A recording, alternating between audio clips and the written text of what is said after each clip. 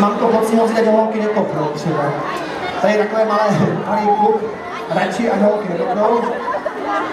Holky trénují ve školách, jiné zase v budově Diakonie ve Staré Tenici a tyto naše 3 kamarádky už 3. rokem trénují na základní škole Tomáše Garrigua Masaryka v Mařaticích, kde se schází 1krát týdně. Luďo, pojďme jim pustit písničku, ať víme, co se v půl roku naučili.